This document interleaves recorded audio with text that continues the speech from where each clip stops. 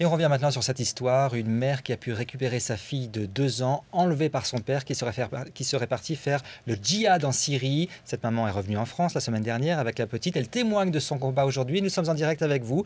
Myriam Rayem, bonjour. Merci d'être en direct sur BFM TV. Tout d'abord, est-ce que vous pouvez nous raconter exactement comment s'est passée cette récupération d'otages, puisque vous avez toujours considéré votre fille comme une otage?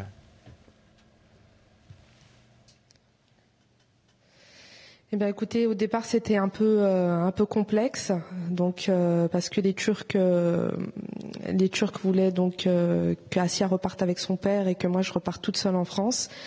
Et grâce au gouvernement français, donc Asia est de retour en France. Voilà. Alors justement, vous aviez lancé un appel à François Hollande, vous avez mobilisé les médias, les autorités. Est-ce que vraiment le président de la République a suivi ce dossier très attentivement ?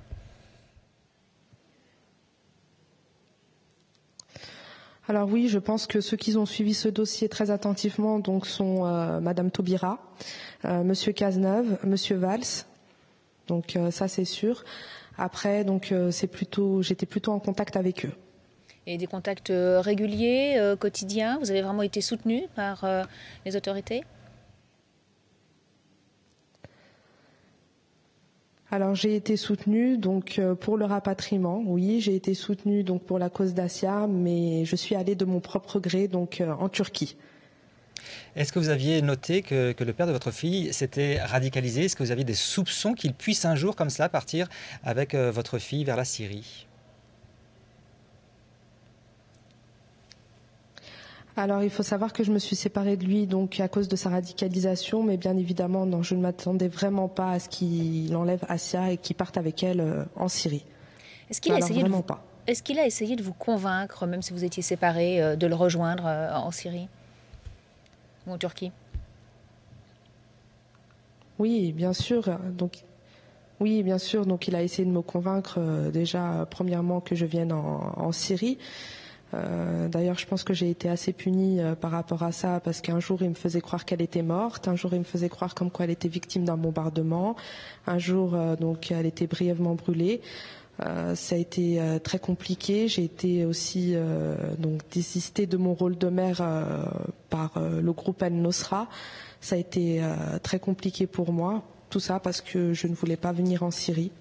Voilà, donc je voulais qu'on me restitue ma fille.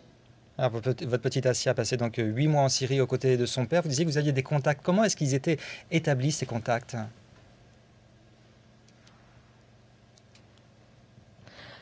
Alors, dans un premier temps, c'était au téléphone. Voilà. Donc, au départ, c'est vrai que du 14 janvier jusqu'au mois de juillet, j'avais pas de nouvelles de ma fille, j'avais pas le droit d'avoir de nouvelles de ma fille parce que justement, je n'étais pas considérée comme étant sa mère. Et petit à petit, en fait, plus la situation syrienne devenait complexe et compliquée, donc plus mon ex-mari entrait en contact avec moi et de là, donc je lui ai tendu la main pour qu'il sorte du territoire syrien. Alors, à quel moment comment est-ce que vous avez trouvé que le moment était le bon après 11 mois comme ça pour vous rendre en Turquie et récupérer votre fille? Ça veut dire que votre ex-conjoint, après être passé en Syrie, est revenu en Turquie?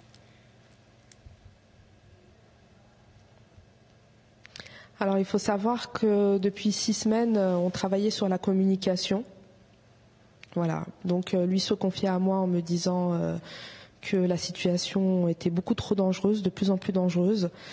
Et donc, et moi, j'ai essayé de le réhumaniser en lui disant comme quoi la Syrie n'était pas sa place. Et ce qui l'a amené donc à quitter la Syrie? Le but était de le faire sortir du sol syrien. Exactement. Ce qui s'est passé donc? Je savais que quelque part pour sauver... Je savais que quelque part pour sauver Asia, il fallait que je sauve son père parce que Asia dépendait bien évidemment de son père.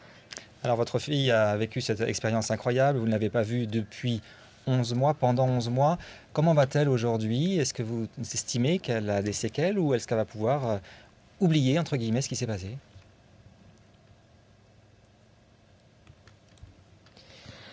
Alors Asia va très bien aujourd'hui, elle va très très bien. Petit à petit, elle reprend un rythme plutôt normal, elle redécouvre les jouets, l'amour maternel, l'amour des siens, on va dire.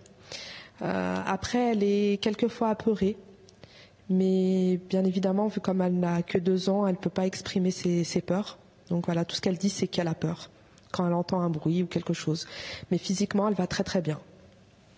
Bien, merci pour cette bonne nouvelle. Merci Myriam Rahiem d'avoir témoigné en direct sur BFM TV après cette expérience incroyable donc pour votre petite fille.